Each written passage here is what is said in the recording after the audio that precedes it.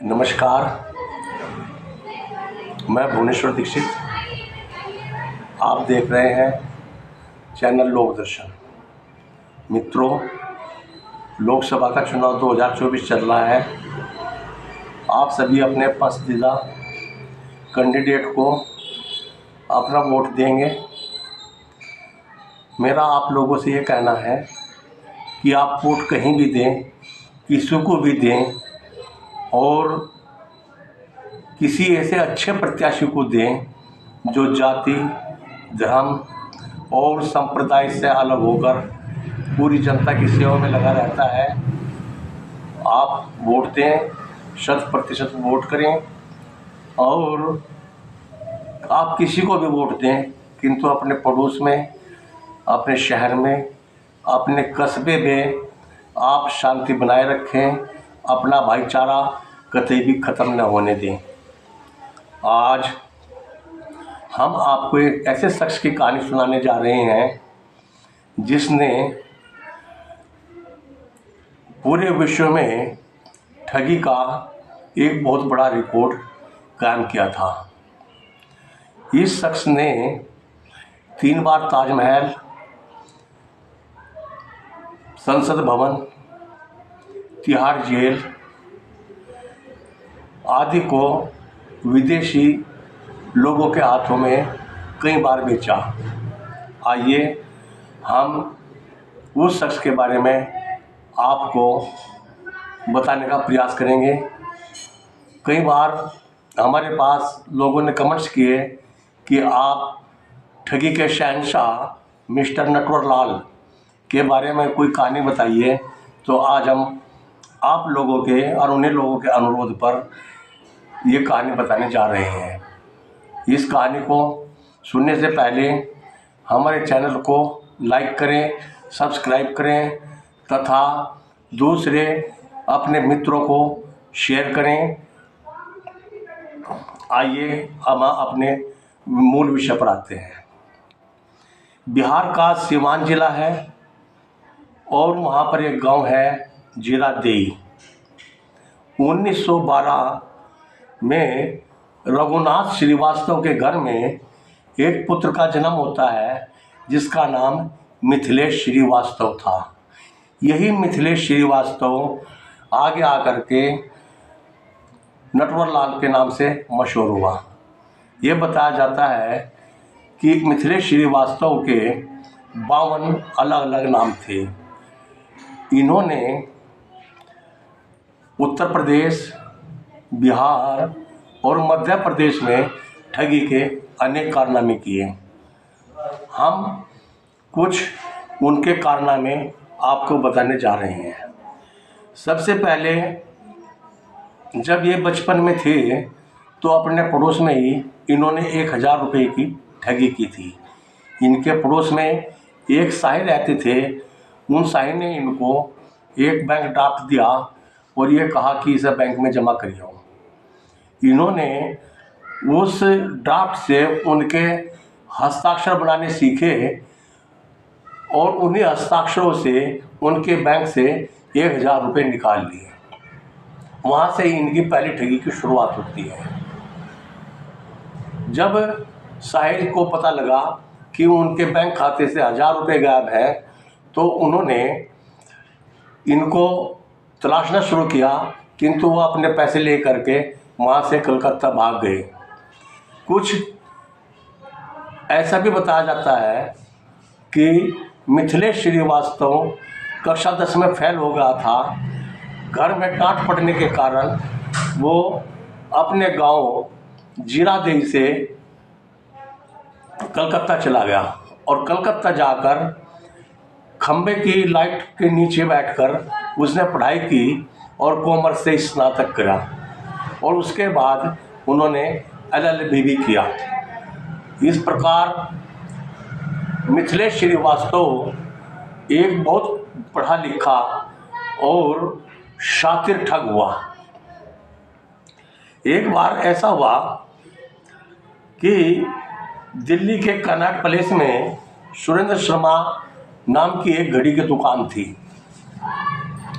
और देश में राजीव गांधी की सरकार थी और उनके वित्त मंत्री थे नारायण दत्त तिवारी।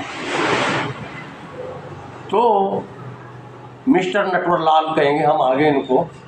ये मिस्टर नटवरलाल सुरेंद्र शर्मा की दुकान पर D.K. तिवारी के नाम से जाते हैं और वहाँ पर कहते हैं कि राजीव गांधी के जो कुछ सांसद हैं वे नाराज चल रहे हैं, उन्होंने मीटिंग बुलाई है और उन सांसदों को राजीव गांधी घड़ियाँ गिफ्ट करेंगे।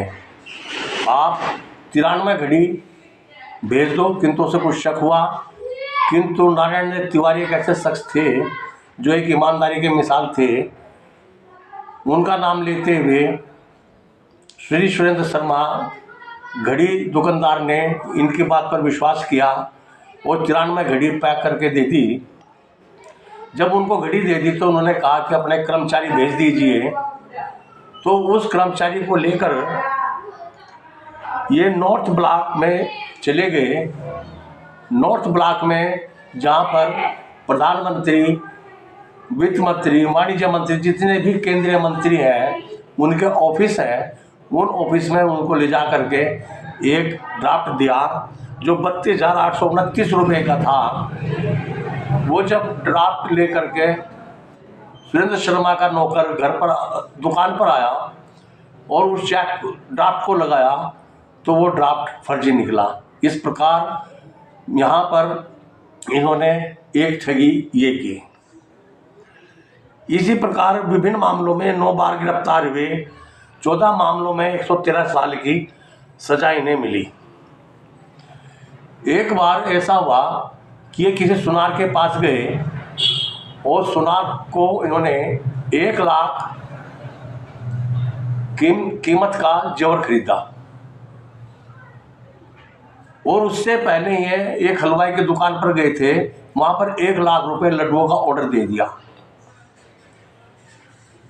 जब ये 1 लाख रुपए के जेवरात ले लिए तो फिर वही अपना उन्होंने दोहराया कि मेरे पास फिलहाल पैसे नहीं है, आप अपने कर्मचारी विश्वास पात्र भेज दीजिए जो वो अपने पैसे आपको ला करके दे दे।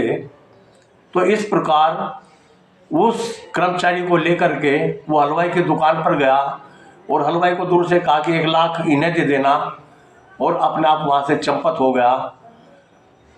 दुकानदार ने कहा कि भाई हम गिन रहे हैं, अभी गिनने के बाद थोड़ी देर बैठो दे देंगे।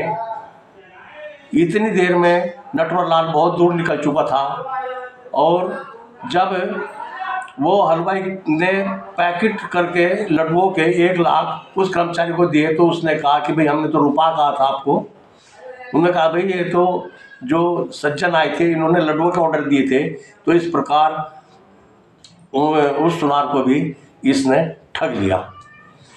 एक ठगी की इनकी कहानी ऐसी संदर्भ में आती है कि कोई फैक्ट्री मालिक थे जिनकी फैक्ट्री में निर्माण कार्य चल रहा था और उन्होंने 2 ट्रक सरिये का ऑर्डर किया हुआ था।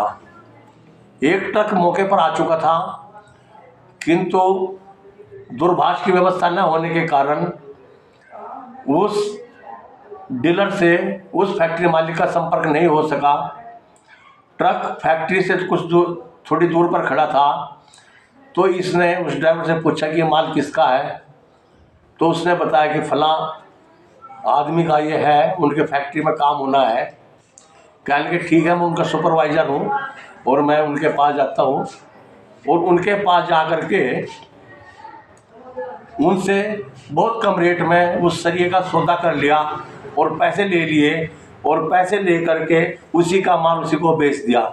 इस प्रकार इन पर ठगी के बहुत मामले हुए। और आपको बता दें कि डॉक्टर राजेंद्र प्रसाद जो हमारे देश के प्रथम राष्ट्रपति हुए वे भी इसी जिलादेही गांव के थे।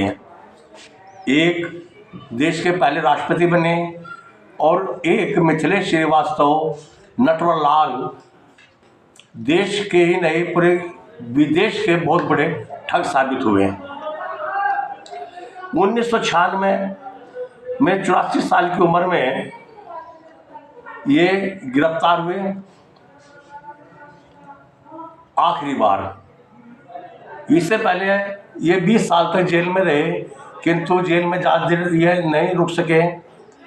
1996 में इन्होंने एक बीमारी का बहाना मिलाया और व्हील चेयर पर चलते थे और ये कहा कि भाई मेरी तबीयत ख़राब है, मुझे किसी हॉस्पिटल में दिखाओ।